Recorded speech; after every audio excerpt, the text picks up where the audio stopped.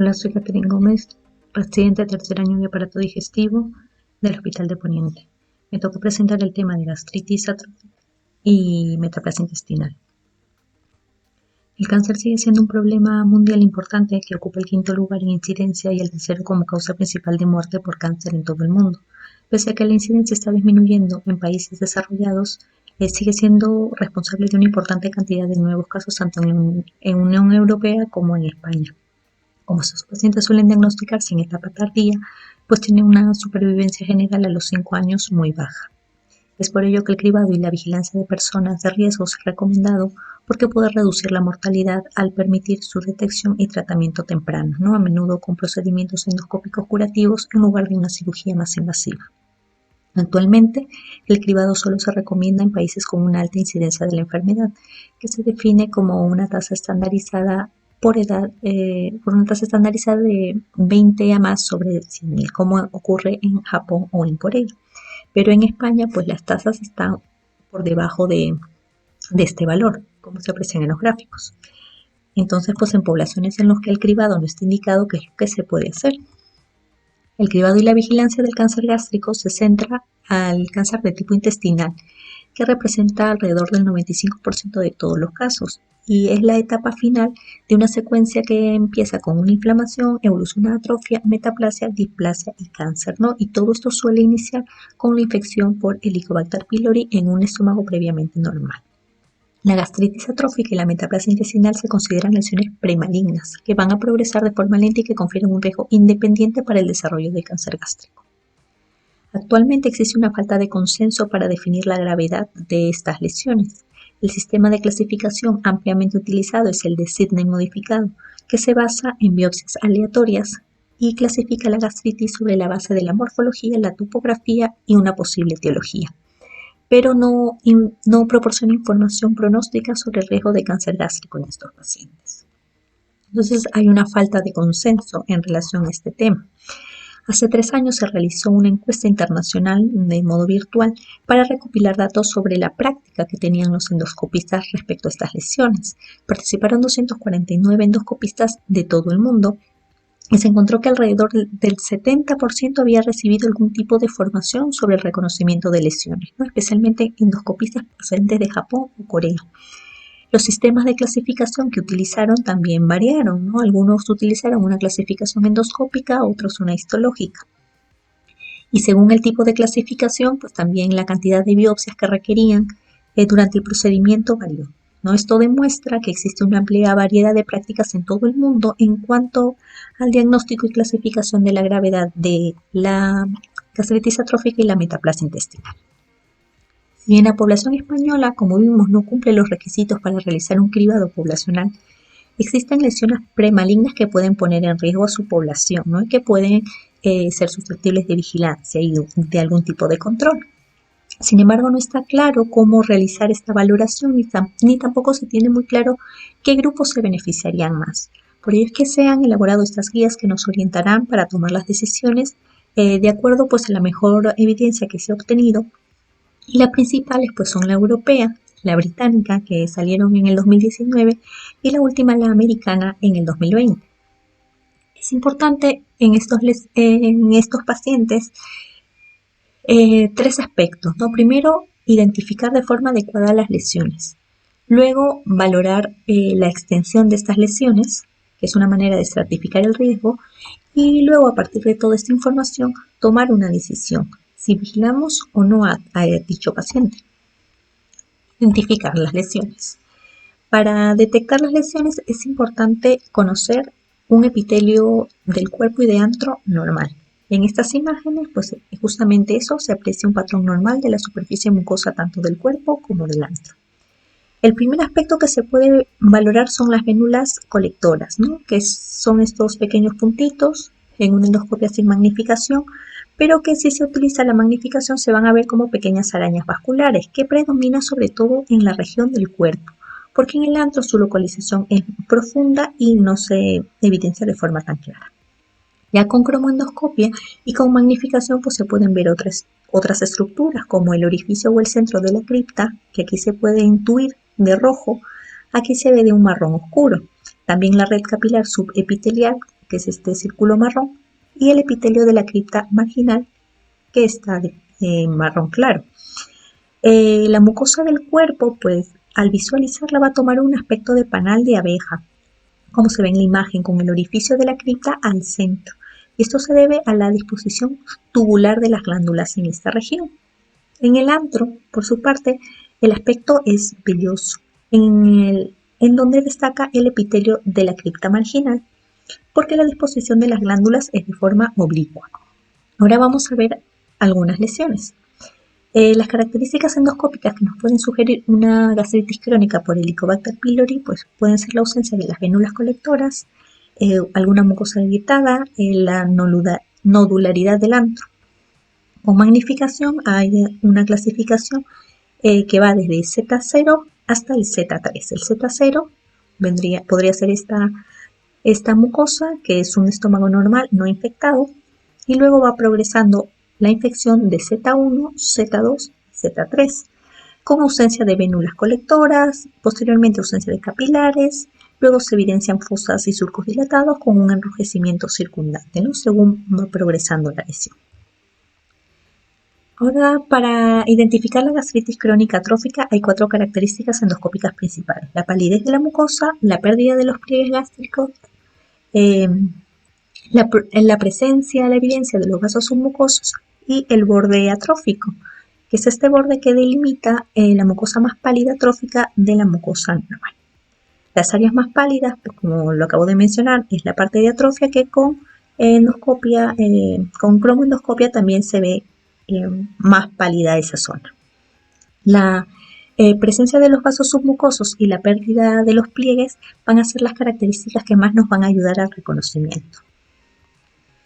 La metaplasia, especialmente la metaplasia intestinal, es la característica definitoria más confiable de la atrofia y se puede evidenciar con luz blanca por estas pequeñas placas de color blanco grisáceo ligeramente elevadas, que están rodeadas por una mucosa de aspecto mixto, rosado, claro, que le da a la mucosa un aspecto irregular. Sin embargo, pues con la luz convencional no se evidencia de una forma tan clara, ¿no? A medida que estos parches pues se van fusionando, juntando entre sí, la mucosa va a adquirir un aspecto velloso que se puede ver con cromoendoscopia de alta resolución o con cromoendoscopia, ¿no? Y sobre todo con magnificación. Esta mucosa de aspecto velloso va a ser más notable en el antro. En el cuerpo. Pero en el antro va a ser más difícil de identificar porque, como hemos visto, pues la mucosa del antro suele ser de aspecto velloso. Entonces, para poder detectar la metaplasia en el antro, básicamente es que se han identificado otras lesiones u otras características endoscópicas, como la cresta azul claro, que es esta línea azul que en la superficie, ¿no?, apuntadas por las flechas, es un signo muy específico de metaplasia intestinal, generalmente en metaplasia avanzada. Luego la banda turbia marginal, que está entre estas dos puntas de flecha, suele ser más bien en un estadio temprano. Y la sustancia blanca opaca, que es una alteración del metabolismo de los lípidos a nivel del epitelio glandular. Y bueno, aquí se ven otras imágenes de metaplasia y se distingue claramente que con la luz blanca simple pues es muy difícil identificar, pero aplicando ya otras tecnologías la lesión resalta, ¿no?, y destaca. Pero ¿qué tan confiables son las lesiones descritas al momento de detectar la gastritis atrófica y la metaplasia intestinal? Pues este metaanálisis de 44 estudios encontró que no existe un patrón específico para identificar la gastritis atrófica y que la precisión para detectar esta lesión pues es muy baja a pesar del uso de cromoendoscopia. En cuanto a la metaplasia intestinal, los marcadores más utilizados fueron la presencia del patrón túbulo velloso y la cresta azul claro, que sin magnificación esta cresta pues da un aspecto azulado a la mucosa. Se observó que la precisión fue significativamente mayor en el subgrupo que utilizó el patrón túbulo velloso y por lo tanto se consideraría que esta característica es el marcador más adecuado para identificar la metaplasia, ¿no? Y además que es importante porque esta imagen se puede apreciar incluso sin magnificación. Se concluye entonces que la metaplasia intestinal es un marcador confiable del riesgo de cáncer y sus características endoscópicas son consistentes y reproducibles. Sabiendo qué lesiones debemos identificar, ahora es importante describir su distribución dentro de la mucosa gástrica para poder determinar el riesgo que tiene nuestro paciente, ¿no? Pero, ¿de qué manera podemos hacer esta valoración? Utilizando la luz blanca, las características endoscópicas de la gastritis, como ya hemos mencionado, incluye edema, eritema, erosiones, ausencia de los pliegues y la presencia de los vasos submucosos. Sin embargo, su sensibilidad es baja y existe una variabilidad importante entre observadores. En este estudio de 488 personas se evaluaron pues con gastroscopia y con biopsia y se encontró que ninguno de los hallazgos endoscópicos descritos, ya sea solos o en combinación, tuvo una sensibilidad superior al 56% para determinar la presencia de inflamación crónica de moderada a severa. Por otro lado, exceptuando la ausencia de pliegues y la presencia de los vasos visibles, pues ninguna otra característica macroscópica tuvo un valor aceptable para poder valorar la presencia de la atrofia moderada a severa. Esto demuestra que la luz blanca convencional, con la luz blanca no hay una correlación entre los hallazgos histológicos y endoscópicos, ¿no? Por lo que se requiere de biopsias para llegar a un diagnóstico adecuado. En relación a la luz blanca de alta definición, en ese estudio multicéntrico prospectivo con 238 pacientes, se vio una precisión y una especificidad pues relativamente buena, pero a costa de una sensibilidad de un 53%. Aquí están los valores de la precisión de forma global. Se ve que con la luz blanca de alta definición la precisión es de un 83%, lo que significaría que sin la biopsia se hubiera clasificado erróneamente a casi el 20% de los pacientes. Y lo que más llama la atención es que esta precisión disminuyó esta precisión disminuyó a un 68% en los casos de metaplasia intestinal extensa. Esto demuestra que utilizando esta tecnología por sí solo no es suficiente y se necesitan pues también de biopsias para estadificar correctamente a los pacientes. Las guías MAPS-1 propusieron estadificar la atrofia y la metaplasia por los sistemas de Olga y Olgim respectivamente, ¿no? Por medio de biopsias aleatorias. La información recogida desde entonces hasta ahora pues ha apoyado que se siga usando. En este metaanálisis se evaluó la eficacia de ambos sistemas para determinar el riesgo de cáncer y se vio que tanto Olga 3-4 como el Olgim 3-4 estaban asociados con un mayor riesgo de cáncer gástrico, con un riesgo acumulado de 2.64 en cuanto al Olga y 3.99 en cuanto al Olgim. Por otra parte, pues se ha visto que la clasificación Olgim muestra menos variabilidad interobservador y permite un procesamiento más fácil de las muestras. Sin embargo, pues podría ser menos sensible. Algunos expertos al respecto recomiendan una combinación de ambas clasificaciones o en su defecto utilizar el Olgim que valora la extensión de la metaplasia intestinal. ¿Qué pasa si aplicamos otras técnicas o disponemos de mejores endoscopios? La cromoendoscopia convencional con el uso de tintes, ¿no? El índigo carmín principalmente, permite detectar lesiones con una sensibilidad del 90% y una especificidad del 82%, ¿no? En este metaanálisis. Y los resultados fueron además mejores comparándolo con la luz blanca. Sin embargo, pues la utilización de estos tintes prolongan la prueba,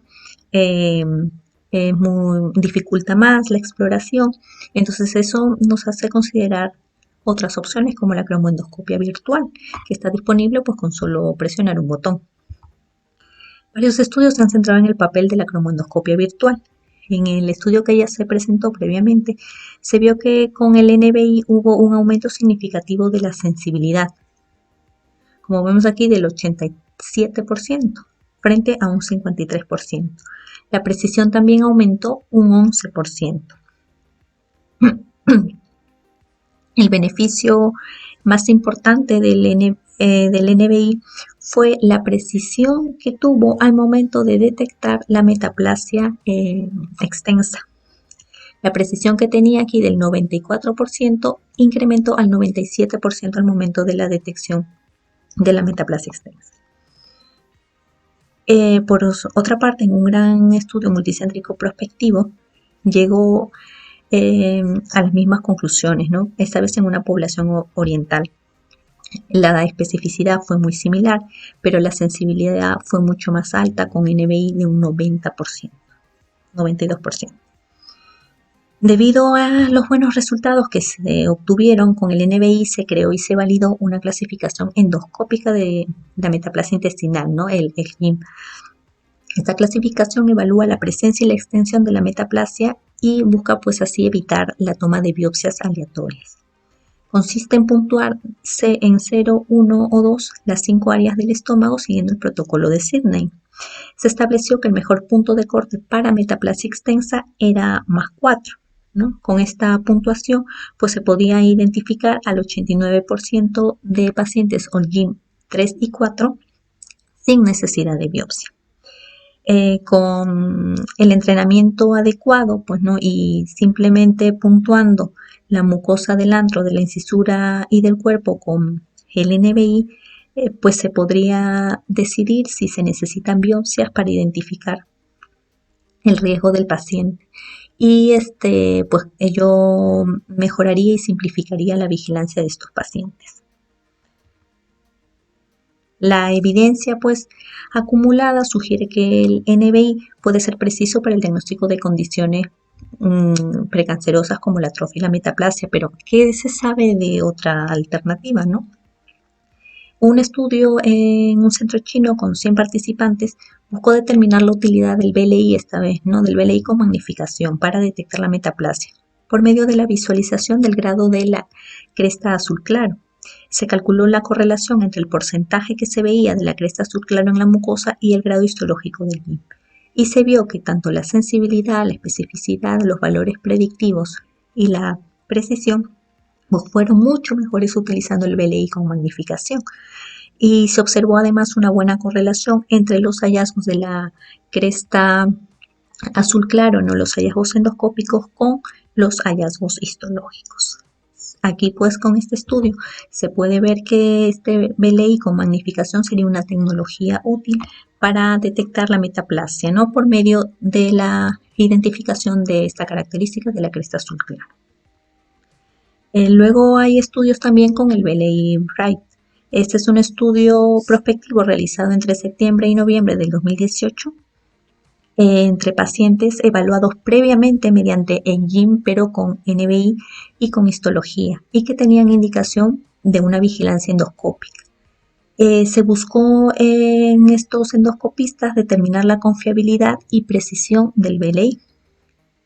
Se encontró que si hablamos de endoscopistas expertos, la confiabilidad interobservador para la presunción histológica fue moderada de un 0,41, pero que aumentó con BLI al 0,8, mientras que la proporción de certeza varió entre el 50 y 62% en los que utilizaron la luz blanca y del 78 al 91% los que utilizaron el BLI.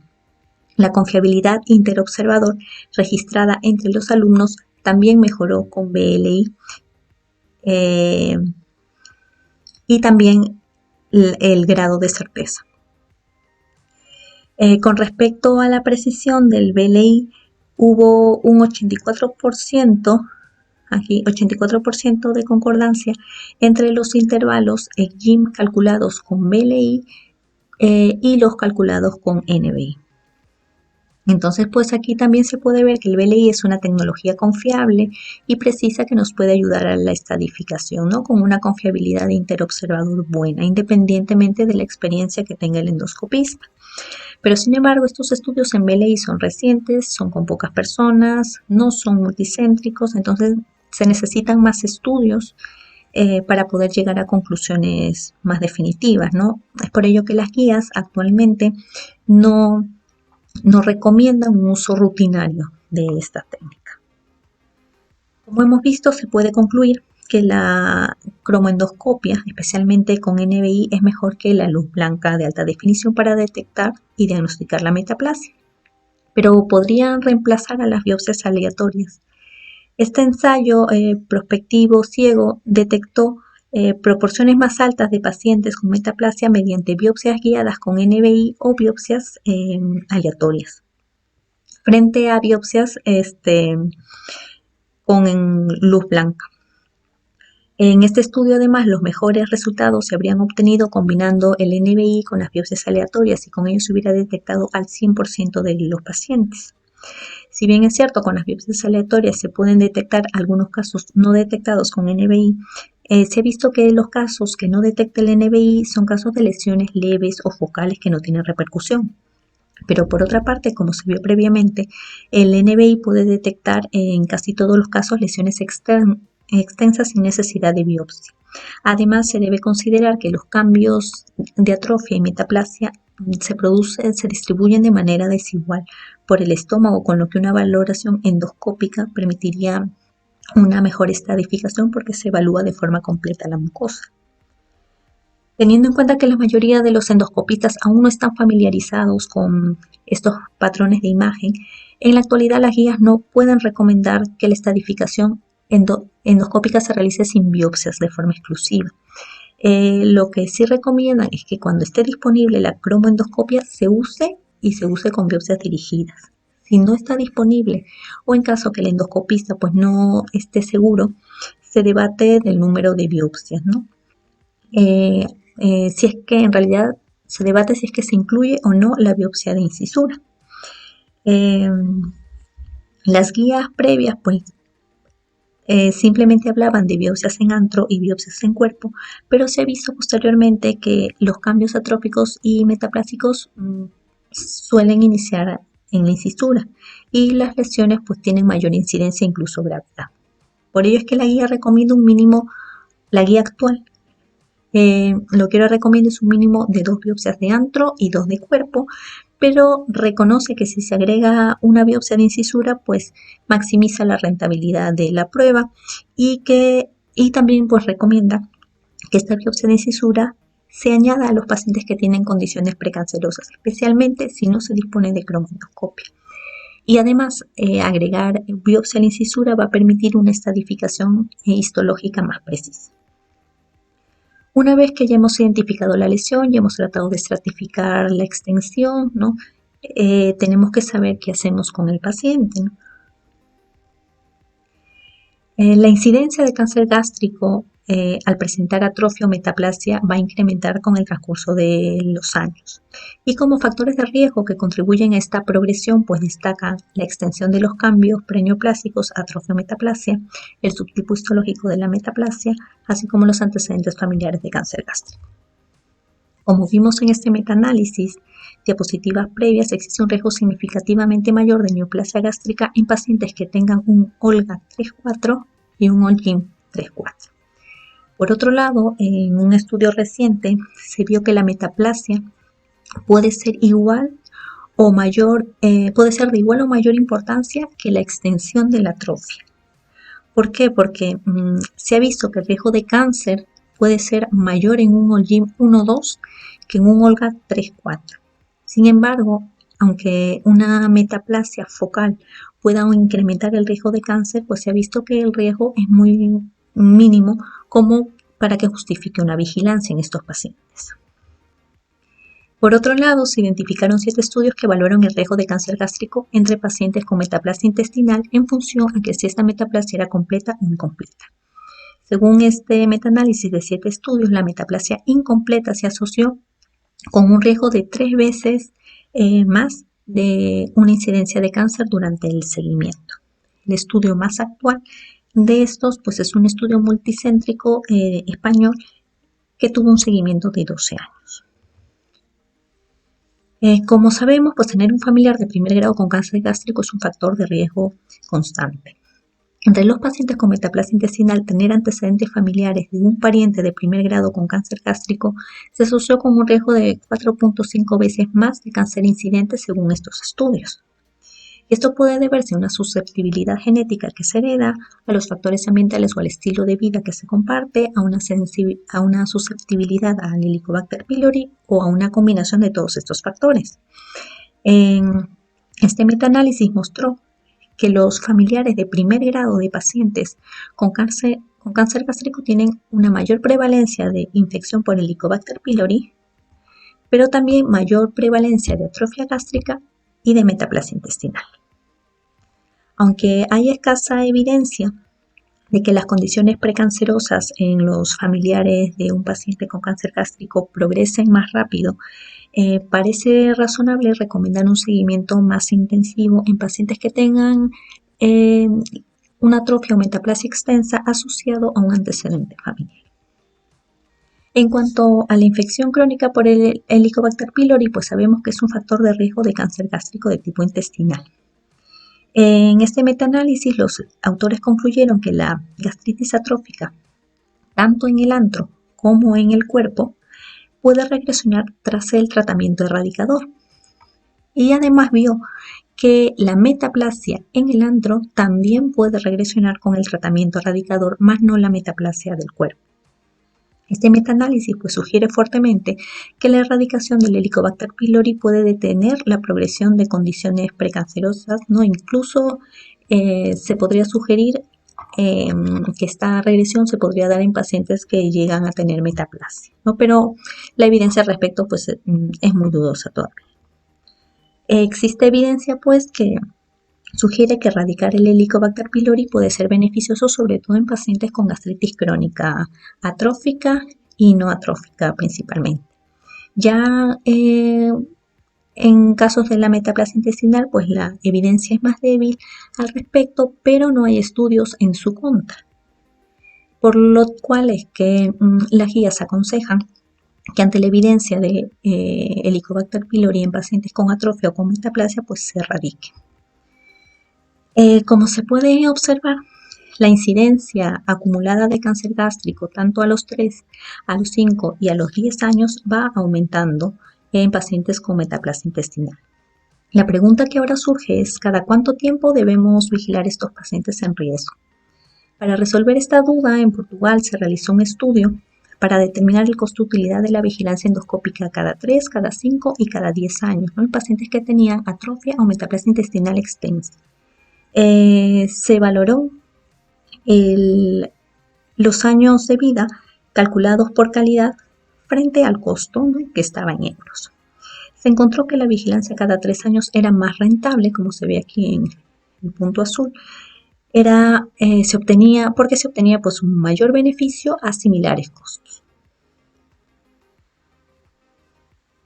Y pues para concluir, este algoritmo resume la información que se ha proporcionado desde el inicio, ¿no? Y cuando tenemos el primer contacto con el paciente, se realiza la primera endoscopia, se tiene que realizar una endoscopia con cromoendoscopia de alta definición y con biopsias guiadas, ¿no? Biopsias guiadas de las zonas que corresponden al protocolo de Sidney, es decir, antro, incisura, cuerpo. Si no, por lo menos se deben coger 2 biopsias del antro y 2 biopsias del cuerpo. En estos pacientes se tiene que buscar la infección por Helicobacter pylori y en caso de presentarla, erradicarla. Teniendo el resultado de si hay atrofia o metaplasia, pues la actitud es la siguiente. Si tenemos una atrofia limitada solo en el antro, no hay necesidad de vigilancia. Si tenemos una metaplasia focal, ya sea en el antro o en el cuerpo, no necesita vigilancia a menos que se agregue algún otro factor de riesgo como la historia familiar, la metaplasia incompleta o una infección persistente por Helicobacter pylori. En esos casos, el seguimiento sería cada 3 años. En caso que la atrofia y la metaplasia ya sea extensa, es decir, que abarque tanto el antro como el cuerpo, se realiza un seguimiento igualmente cada 3 años, a menos que estas personas que tienen lesiones tanto en antro como en cuerpo tengan además un antecedente familiar. En estos casos, pues se aconseja que el intervalo se reduzca a 1 o 2 años. ¿Cómo se va a hacer este seguimiento? Pues se recomienda que en la mayoría de los casos, si es posible, se haga con cromoendoscopia de alta definición con biopsias guiadas de las áreas de la mucosa que se consideran sospechosas. Bueno, eso era todo lo que les quería comentar. Muchas gracias.